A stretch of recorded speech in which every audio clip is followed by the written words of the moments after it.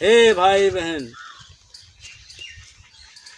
एक जमाना था जब लोग बीमार हो जाते थे, वैद्य चलते थे उस समय में।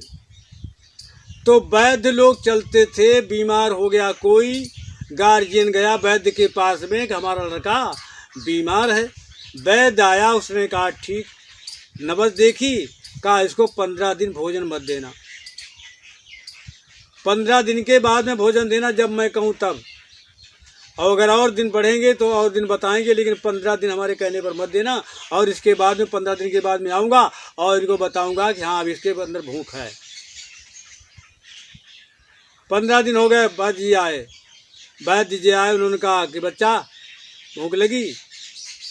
कहाँ लगी है? लगी है भूख, अभी नहीं लगी है।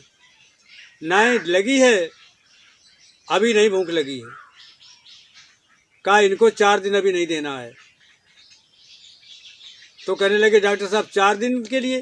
कहा हाँ। कहा भूख नहीं तुम्हें है? कहा कैसे?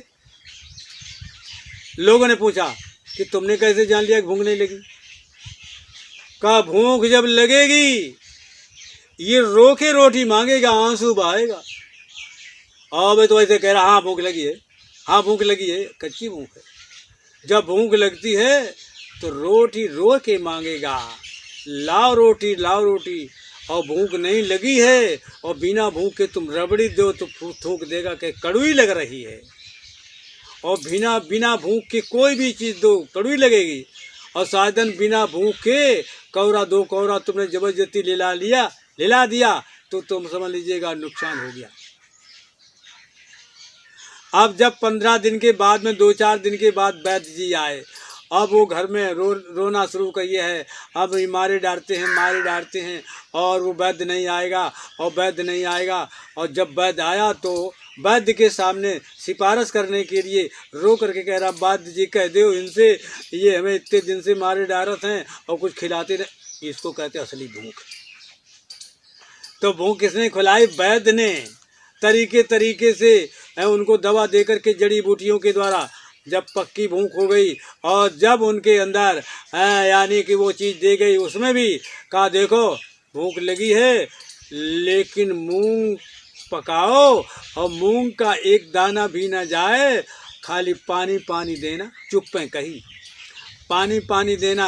अब पानी दिया गया, अब जैसे तैसे पी तो लिया लेकिन अंदर कोस रहा है, इनमें एक और दाना नहीं आओ है। हाय दैया, पानी में कैसे गुजारा हुए? तो 2-4 दिन के लिए पानी ही पी करके गुजारा कर रहा और धीरे धीरे भूख बढ़ती जा रही है। और धीरे धीरे फिर वैद्य कहता है कि अब इसको दाल भी देना शुरू करो, अब इसको धीरे धीरे दरिया देना शुरू करो। अब धीरे धीरे इसकी भूख बढ़ती चली जा रही है और धीरे धीरे और जैसे ही उसकी भूख पूरी खुराक मिलना शुरू हो गया तो बिना इंजेक्शन के और बिना तमाम दवाइयों के और जड़ी बूटियों के द्वारा वैद्य बहाल कर दिया करते थे, पहलवान बना दिया करते थे महीने 2 महीने के अंदर में। आवाज इंजेक्शन पर इंजेक्शन लगाए जा रहे हैं और बीमारियां बढ़ती चली जा रही हैं। इसी तरीके से हम देश के अंदर पुजारी तो बने घूम रहे हैं।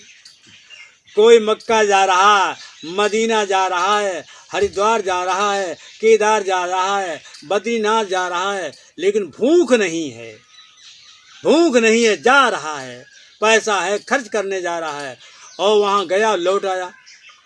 मिले होते हैं तब तो कहते हमें मिले थे, और ऐसे नहीं मिलते हैं।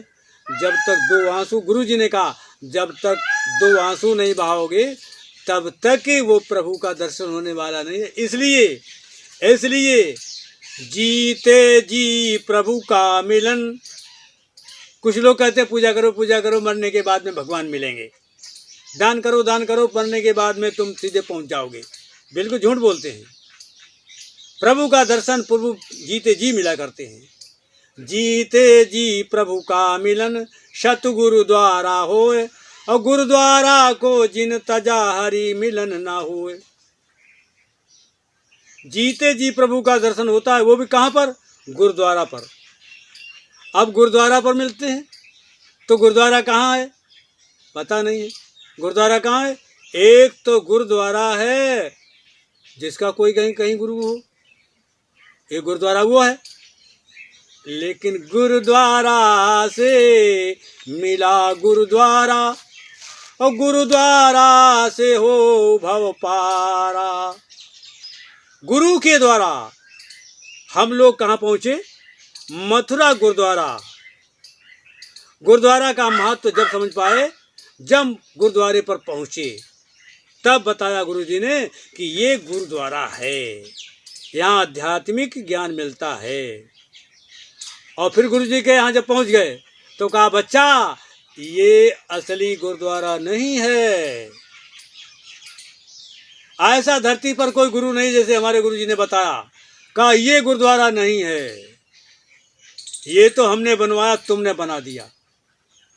हमने आदेश किया कि इस तरीके से इसको नक्शा में आप लोग तैयार कर दीजिए, तो हम लोगों ने मेहनत करके कारीगर लगा करके इसको तैयार कर दिया। कहा ये असली गुरुद्वारा नहीं है। तो कहा गुरुजी फिर?